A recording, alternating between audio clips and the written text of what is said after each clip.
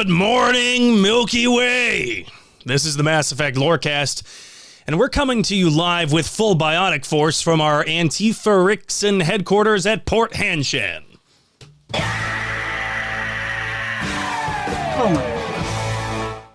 This show is brought to you by Terra Firma's Kentucky Whiskey. Help defend Earth with your purchase today and get discounted rations. Jennasis, how are you doing? I don't know how to report from where I'm at right now, but I'm at least here and on the air, keeping the freedom. There we go. There we go. All right. So, gotta address the Turian in the room, which is that we are a couple days late recording. And that's because life got in the way. Some baby stuff. We've got some, other doctor stuff going on, right, Jennasis? But we're here. We're a couple days late. And we've got a special lore episode. We did not have time to do our due diligence prepping for the Paul Grayson, the second part of that episode. That is still coming, but we didn't want to half-ass it. So we are going to be focusing on some little-known lore today, which, Jennasis, you've done the primary research here. And so I'll hand it over to you.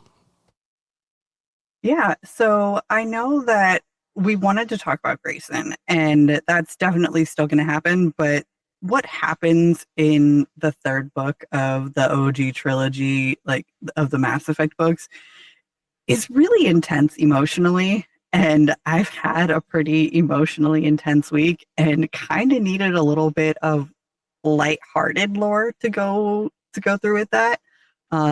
If you want to hear my mental breakdown, listen to the Witcher Lorecast. Yeah, that was fun. So I did research on the Raloi, and I don't know if everybody knows really who they are, because we don't get to meet any of them, but they have lore. They do. And this is, I think, one of the most requested little-known lore episodes that people have brought up during the show. Like, I remember requests for us to cover the Raloi coming in from like all the way dating back to like episode 2. Yeah. People want to know more about the Raloi. So we're going to go through everything, at least that we are aware of, that we know about the Raloi, with a little caveat, which is that you will probably still want more. Like, it will not be satisfying. No, but we will go through everything that we have, everything that we can confirm, and maybe a little speculation if we have the time, because I would love to see them in the next game. Yeah. That'd be really cool. Them and the virtual aliens, but that's another topic for another day. So where do we get started here with the Raloi? Why don't we talk about, where they're from? What do they look like? Yeah, so the most basic information that we have are that the Raloi are an avian species originating on the planet Terves, who made first contact with the Asari in 2184 after launching their first space telescope and discovering the Asari cruiser Azades in their system. So that's kind of interesting. It sounds like they encountered another race so much earlier in their own space exploration kind of journey than humanity did, right? Humanity had to develop basically FTL travel and then reach the Charon relay in order to meet the Turians, albeit in a less friendly circumstance. But the Raloi, all they did was launch their first space telescope, right? Or did they have astronauts, so to speak, already in space?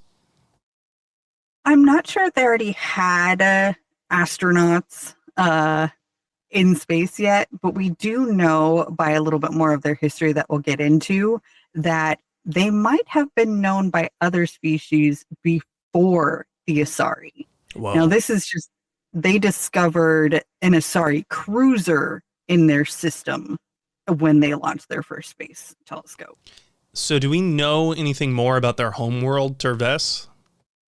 We do. We actually have kind of a planet card, a little bit of breakdown of that. And it simply first stated that Terves is the homeworld of the Raloi. Go figure. But then shortly after, Terves's indigenous species, the Raloi, launched their first space telescope in 2184. They spotted the Asari cruiser Azades in their system. Okay. The Asari initiated first contact, and the Raloi were formally welcomed into the galactic community the following year by a Citadel-sponsored delegation that landed on the planet.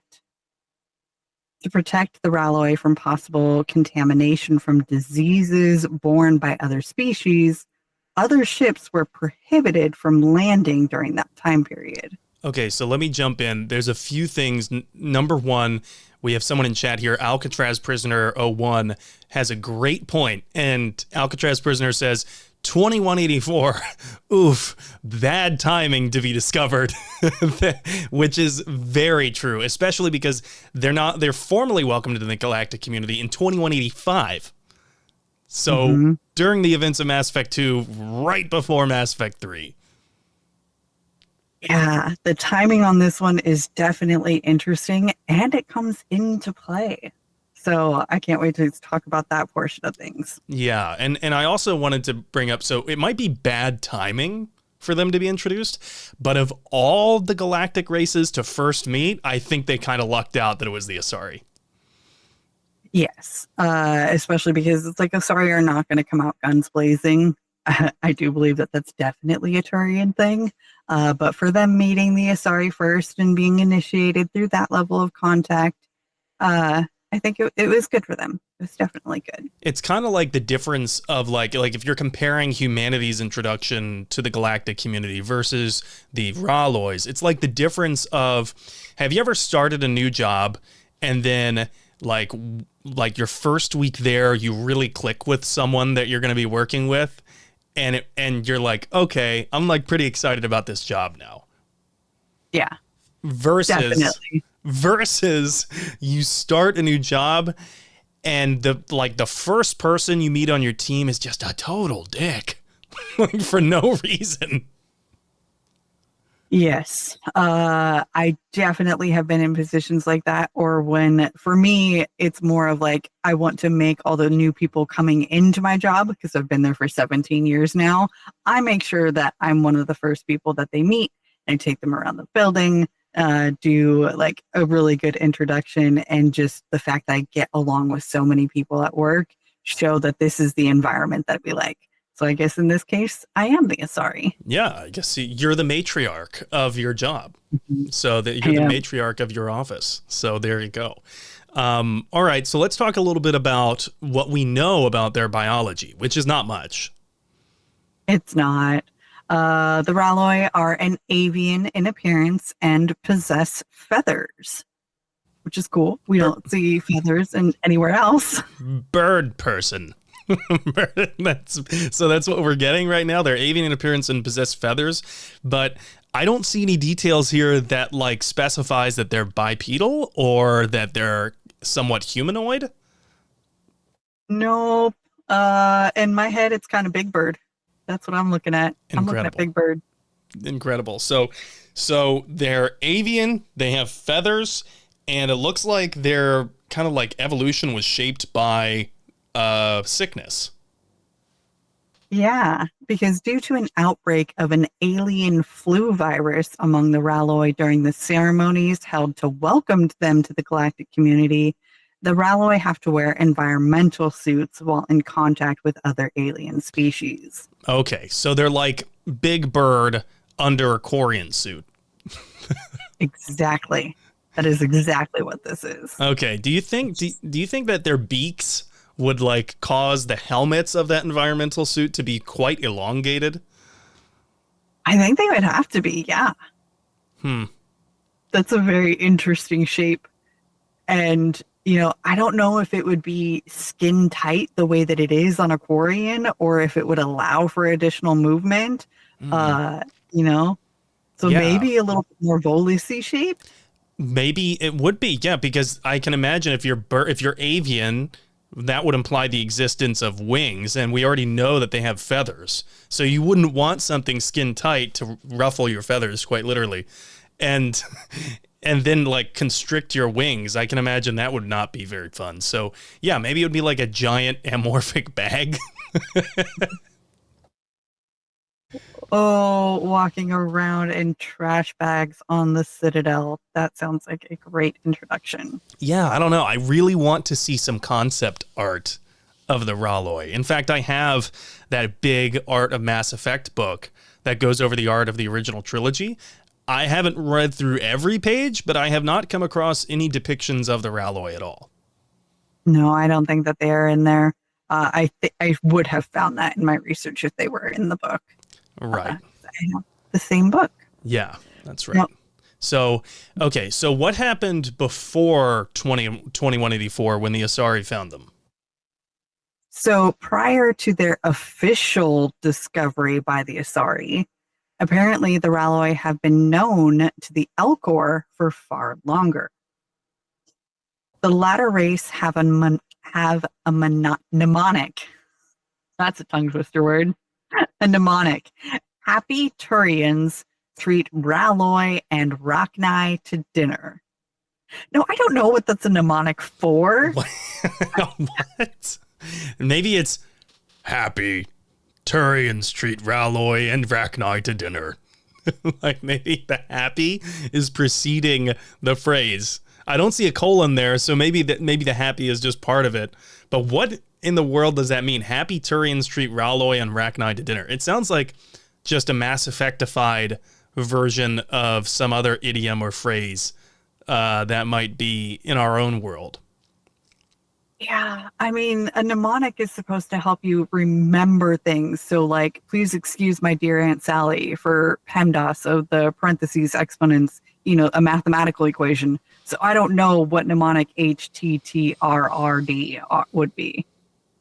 Who knows? What's interesting to me that apparently the Elcor were aware of the Raloi for so long. The Elcor had been part of the galactic community for so long, but like never brought up the Raloi to the galactic community. Like, does that mean like the Elcor are real OGs and they would not snitch on someone? I mean, it's quite possible because that mnemonic was considered to be common knowledge among the Elcor at least 3 generations earlier. So they've known about them for more than a minute. Right. So I don't know. Maybe the Elcor were like, we're not going to introduce them because maybe the Raloi don't want official ties yet. I'm also thinking if that were the case, the Raloi were well aware that there were alien races before being introduced to the galactic community. Did the Raloi governments tell their people that? Oh, okay. Or did they sit on it? Or it could be that the Elcor did some kind of scouting mission to the planet and realized that this species wasn't ready yet to be, spacefaring. They weren't able yet to create these things on their own.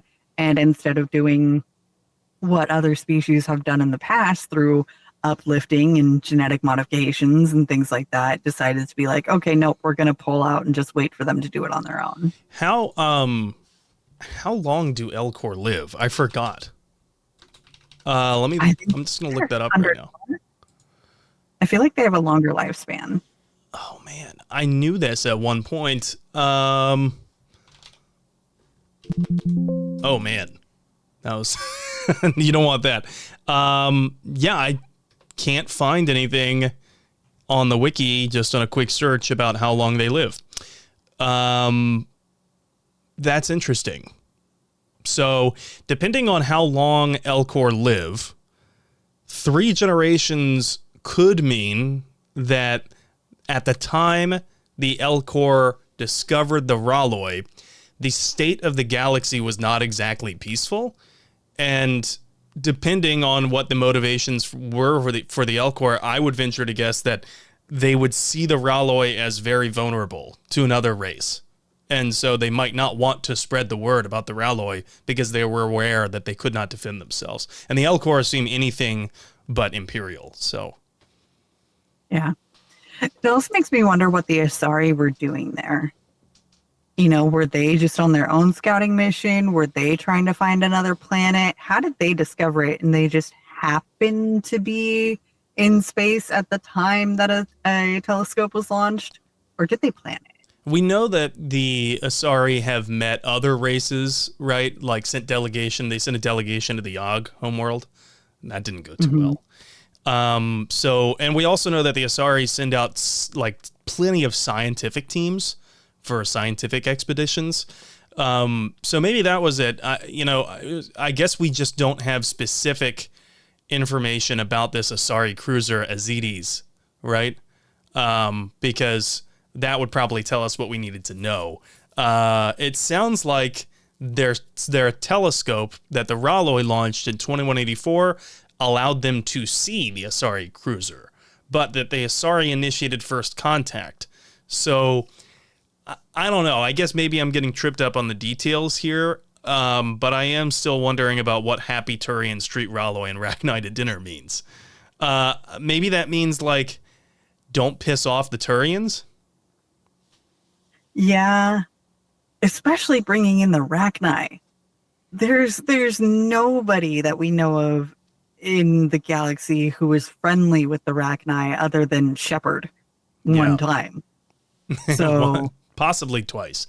But yeah, I treat them to dinner also makes me think, like, does that mean the Turians would eat the Raloi and the Rachni? Like, are they dinner? Is that the joke?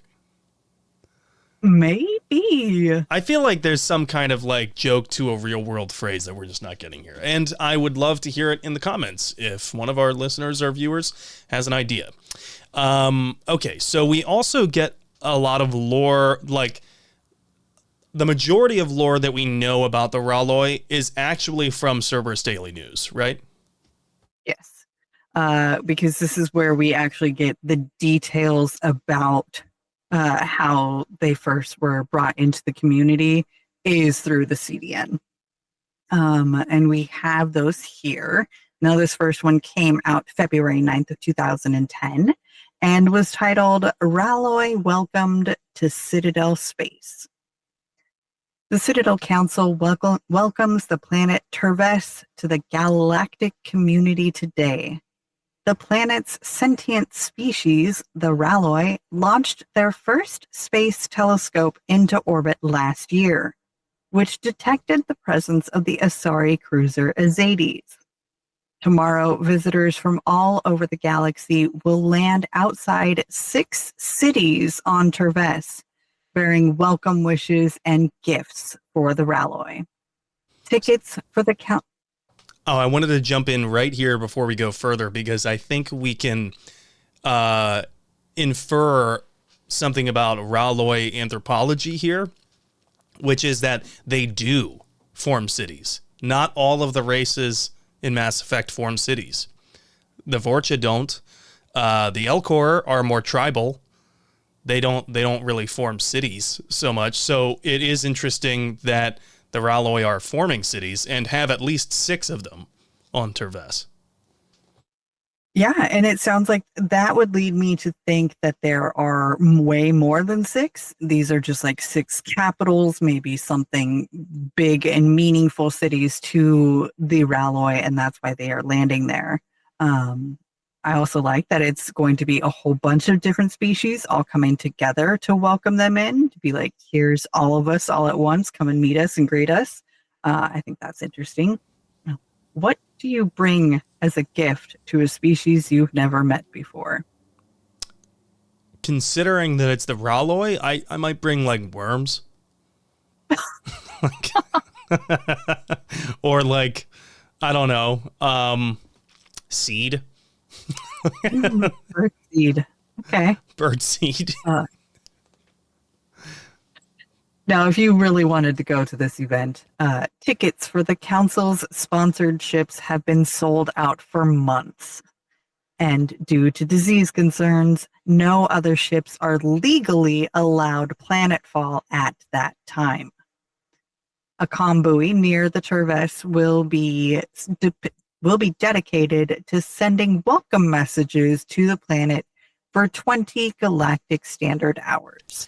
So this is pretty cool for me because you might think that because the Raloi have to wear these environmental suits whenever they're contacting other alien species. So not just like aboard the Citadel, right? They have to wear environmental suits, which you would think might have an effect on their behavior, that it might deter them from interacting with other species. But that doesn't seem to be the case here. It seems like the Raloi were quite welcoming of their visitors, all things considered.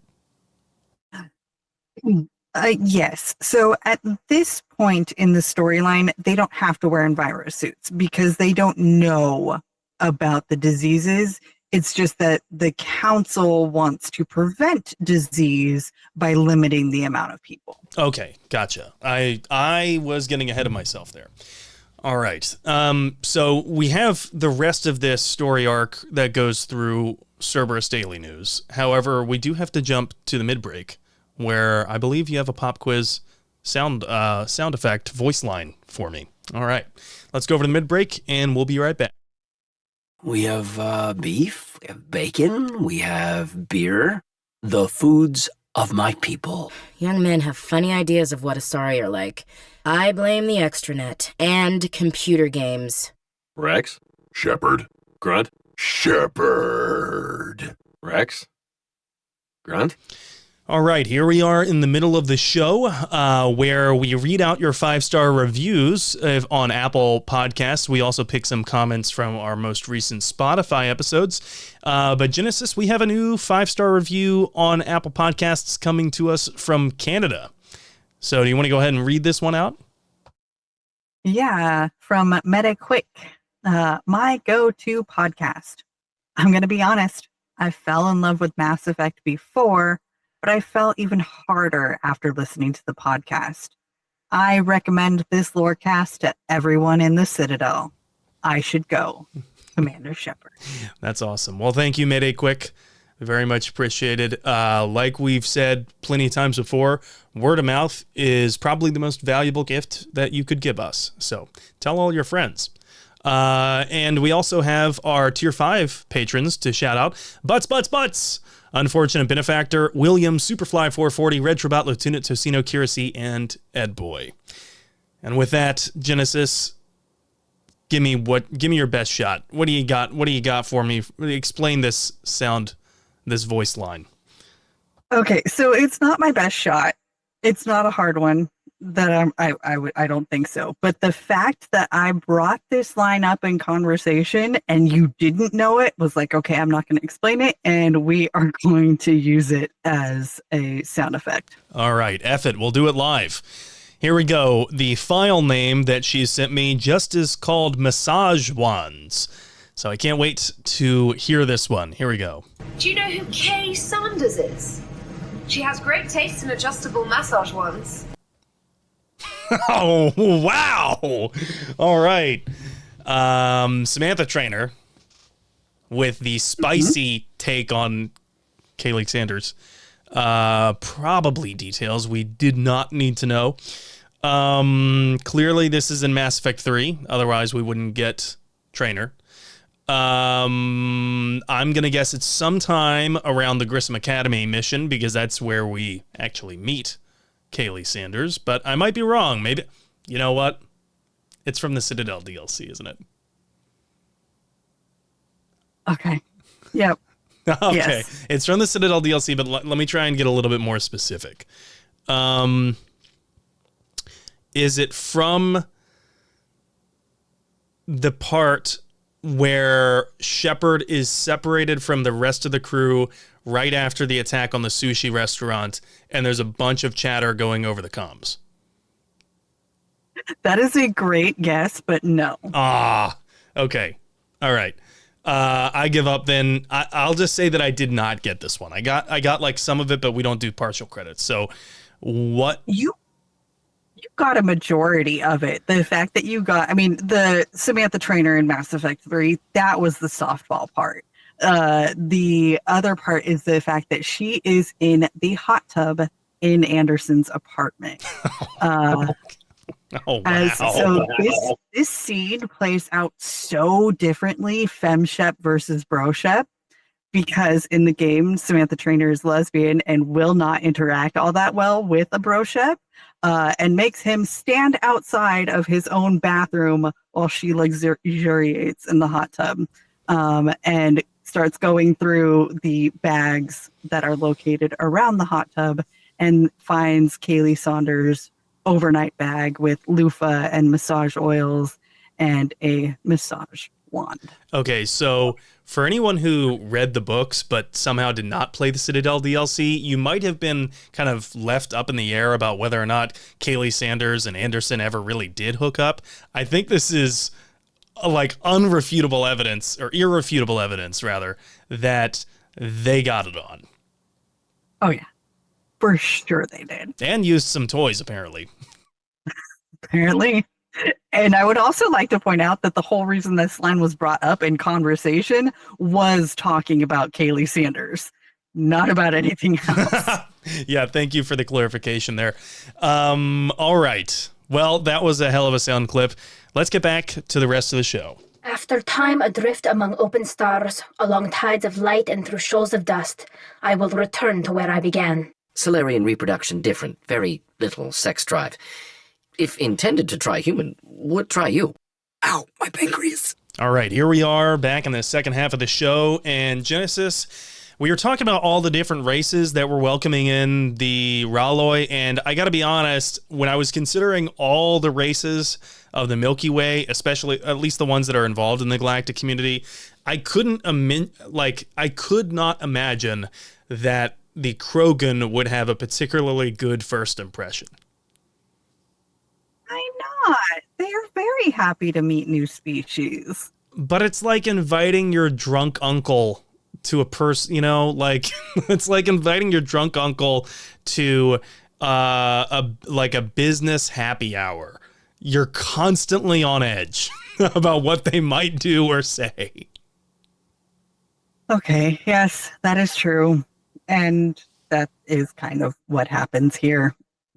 Now, on the 15th, the news article came out. Krogan delegation ejected from Raloi welcome ceremonies. Womp womp. The Citadel Council delegation to the newly welcomed planet Terves ejected its Krogan representatives today after the introduction of a Krogan sport called Kola, Kowla. It devolved into a brawl that left 3 dead and 14 injured. Mass violence. Now it's a party. The Krogan representatives denounced the ejection, saying that Kola was successfully introduced to Terves with its traditions fully intact, and that there was no need to overreact. Now, a poll taken among the Terves indicated that only 21% opposed the move to remove the Krogan from the remainder of the ceremonies. Okay, so 79% of the polled Raloi were like, yeah, get these like weird turtle bat creatures out of here. Because they just killed 3 people and hurt 14 more. Now, it doesn't technically say which species the 3 dead and 14 injured came from. So maybe it was other Krogan, or maybe they took out a Turian or 3. We don't know. But yeah. I'd also like to know more about how this sport works, Kola. Like, is there a ball? Is it just hitting each other? Like, because I can imagine the Krogan would come up with a sport where, yeah, we just run at each other at full speed with our head down. I tried to research this sport. I really did. But it seems like this and then a Mass Effect Andromeda reference are the only times that it comes up. And in Andromeda, it just says that it's a sport played by Krogan where several people generally die. Occasionally, flamethrowers are introduced. Of course. I've got nothing.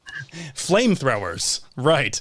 All right. Sounds like a pretty fun and family-friendly sport.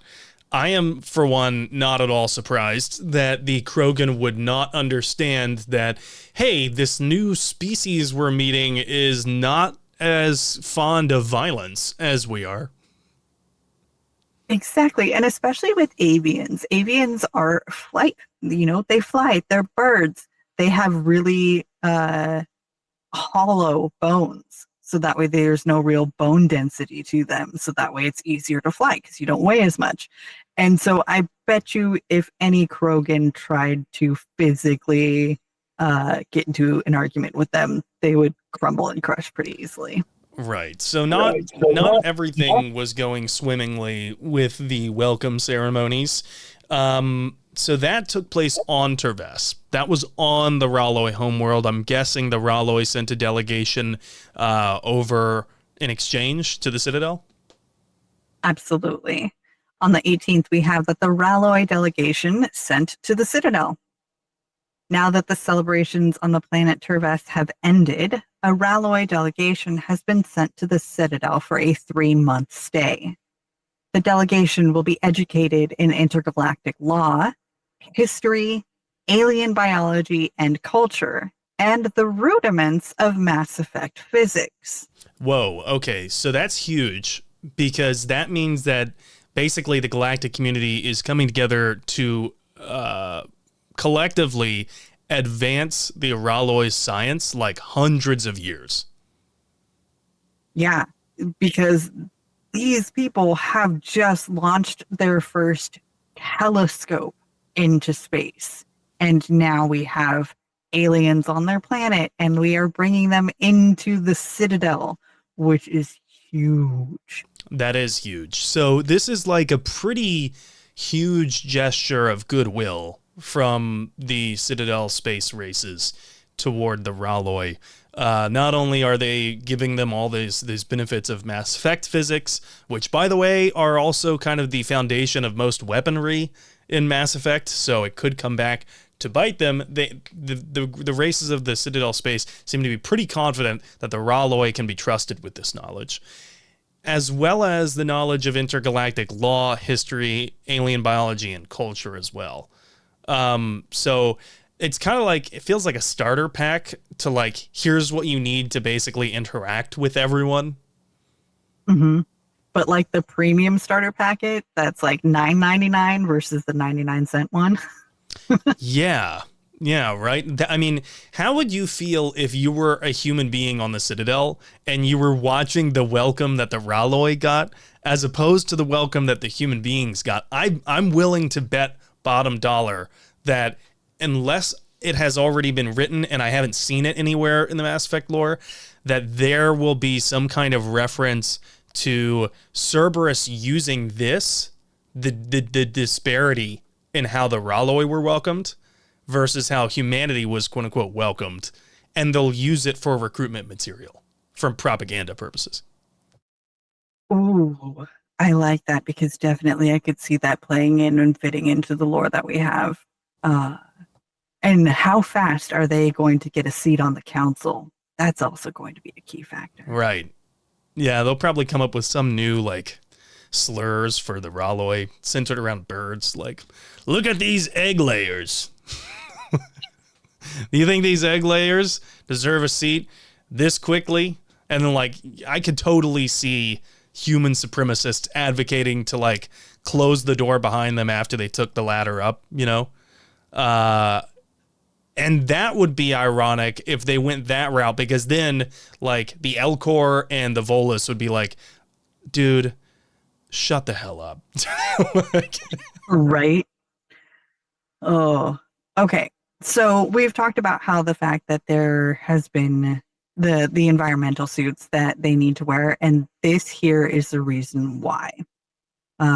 Due to an outbreak of the H7N7 flu virus, that infected the avian Raloi during the opening ceremonies on their planet, the Raloi on the Citadel will wear environmental suits whenever they are in contact with an alien species. Okay, so first of all, I am attacked and offended that they would name it the H7N7 virus. Second of all, this means that I was under the impression that they were always wearing these environmental suits, but it seems that the very first welcoming parties got to see the Raloi without their environmental suits. Mm-hmm. Yeah. However, the party that's sent to the Citadel, those people, those Raloi are going to be wearing environmental suits whenever they're interacting with anyone outside their own race. Pretty much, yep. Okay. So whenever they're out walking around, they will be in some environmental suit, like we talked about the trash bags. The trash bags, the birds and the trash bags. Okay, so there is knowledge within the Milky Way of what the Raloi truly look like. It's not like, I suppose the Quarians, right? Well, I guess some races like the Asari and the Krogans, and they would probably know what the Quarians look like underneath their suits, right? Oh yeah, absolutely. And I mean, technically, we could know what Asari looked like underneath their suits. The camera was just never facing the rear right, the Quarians. We could. It's just that the camera was never facing the correct way. Yeah, right. You'd think that they would also have like images in the Citadel archives or something.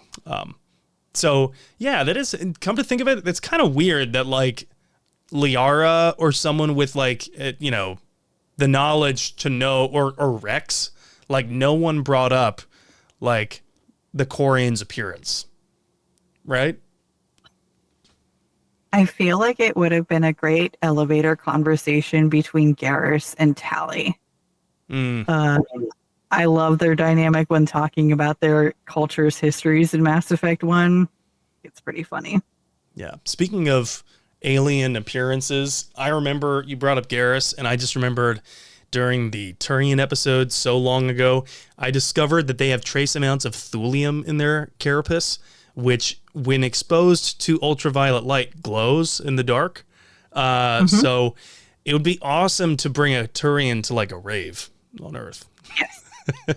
Turians are excellent ravers. Yeah, that'd be great. Anyway, so that's the rest of what we get from Citadel or Cerberus Daily News.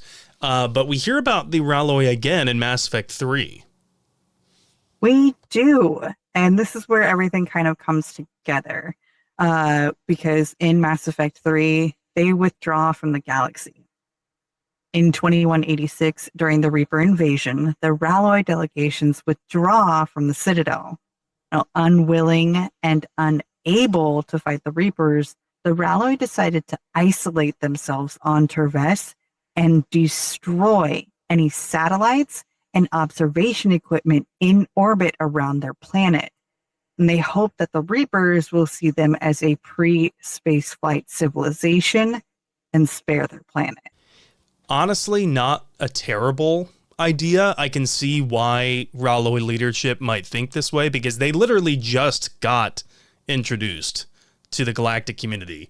There is simply no way that they have like the industry or the, equipment to fight probably any one of the Milky Way races, maybe the Volus, let alone the Reapers.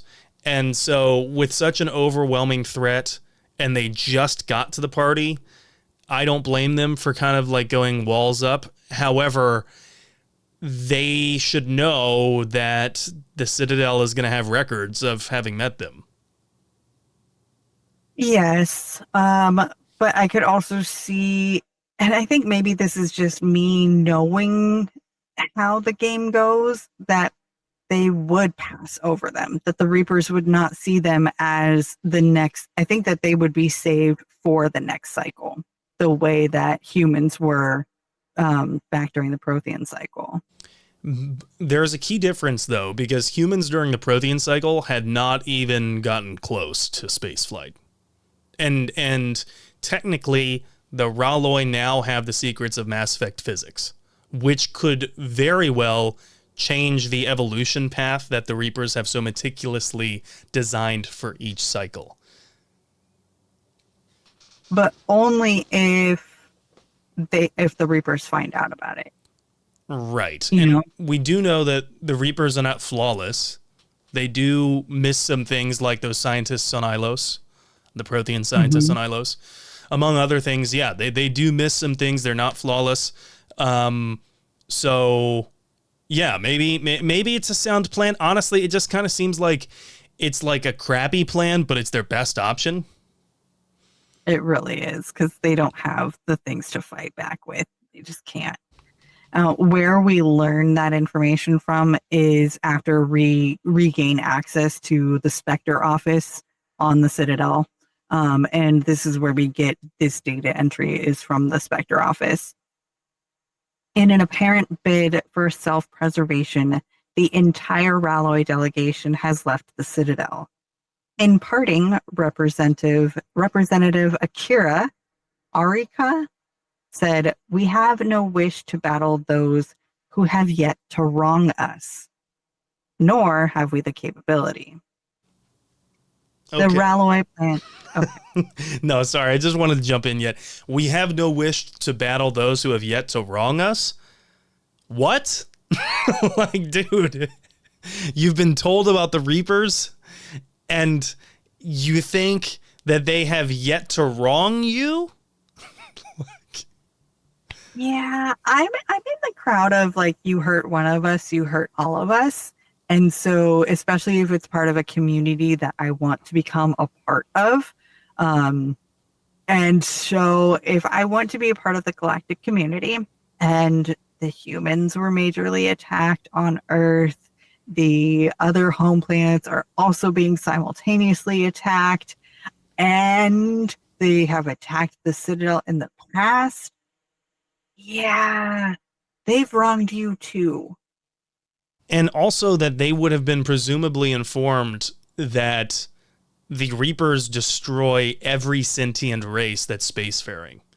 That's why they go to the lengths to hide it and conceal it. So this idea that they have yet to wrong you means that you know that they will. So what are you talking about that you have no wish to battle? Just say we can't. Like, I don't know if it's if this is indicative of like the Raloi are pacifistic but prideful, or perhaps prideful and very well aware of the fact that they will never stand a chance in this fight, but they're trying to save face. Yeah, I mean, the fact that they do say nor have we the capability, I think that's an actual just like firepower. The fact that they don't have Mass Effect field generating weapons, they don't have that. We don't know if any of them are biotic based. We don't know if they have those type of capabilities. We don't know if they have it. So I just don't think it's not good. It's not good. It's not a good look. I think because this is a politician speaking, a politician from the Raloi, I think that this is kind of like a saving face move, or should I say save beak? Because they are essentially saying we won't stand a chance. However, leadership would not want to say that to the population because the population would panic. And clearly they're trying to be extremely insular. And so they cannot have a population that's panicking if they're not going to, like, I imagine they're shutting down all travel. Yes. They say that the Raloi plan to destroy all artificial satellites and observation equipment they currently have in orbit. They say the Reapers will see them as a pre-spacefaring civilization and spare their planet. The last little bit here, the Raloi species made first contact with the Asari and were formally welcomed into the galactic community last year. So let's think about this in terms of like putting humanity in their shoes. Like, think about our own world, right? Imagine next year we are learning about there's another intelligent alien species who finds us, and hey, guess what? We're extremely lucky because they found us and they are pacifistic. And they're diplomatic. They're basically the Asari, and they want to welcome us in with open arms. And there's big parties, and it's great. And like we're like, man, we thought that was going to go way worse, but it didn't. And then like a year later, we learned that, oh, by the way, there's this other like super ancient alien race that comes through every 50,000 years and wipes literally everyone out. I think humanity would do the same exact thing. Like, I think humanity would be like, nope, we're out. See ya. Oh, yeah. Yeah, I agree. I think that we would do the exact same thing. If we know that one of the ways to safeguard ourselves is to destroy it and make it look like we are not as smart or not as advanced as we currently are, absolutely. Yeah, we're big dumb. You don't want to kill us. Because I can just see the pro-human arguments of like, we just met these people. We don't have anything to do with this. Like, count us out. See ya. Mm-hmm. And I think it would be kind of, well, okay, so if we're also following along the Mass Effect timeline of the Reapers were already aware of humans as a species, and now they're just doing their second pass-through. Oh, gosh, guys. You guys are a little bit behind schedule. You didn't get to where we thought you would be, you know? Come on, do something. I still think that, like, so we don't know if this plan worked, right? We don't know if the Reapers actually did wipe out the Raloi or did land on Turbess, right? Right. And they We don't have know. any colonies. It's just Turbess. No. So if the plan did work, is it possible that the Raloi would come out post Mass Effect 3 as like one of the most unscathed civilizations? I think so, yeah. Because if we see them in the next game, they weren't attacked. They didn't lose anybody. They still have their entire planet intact. And they have Mass Effect physics. Exactly. And, you know, you could have spent all that downtime during Mass Effect 3 reading, researching, learning all the things, developing your own technology around what you were already given. Just don't shoot off anything into space yet. Man, can you imagine the resentment from the rest of the races that did have to battle the Reapers, that did lose entire cities, that watched their friends become husks, and the resentment of then interacting with the Raloi when they peek their beaks out of their hidey holes and go, oh, it's safe to come out now?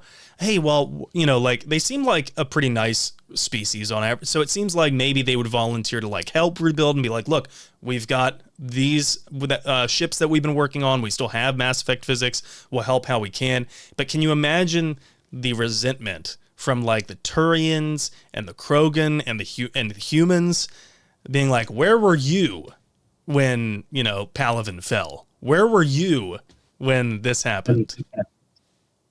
Nice Gondor reference there. Yeah, you like that? Yes, I like that a lot. I definitely can see that. And also, if the Yogg truly are the next species that were supposed to be uplifted, you know, why weren't they out there helping? And so I could see that there would be a lot of resentment. It just really has to be about what the Raloi do next. If they try to swoop in and become a powerhouse on their own because they can, because they don't have depleted resources, then who knows? Maybe they're the next bad guys. Swooping is bad. So just want to throw that out there.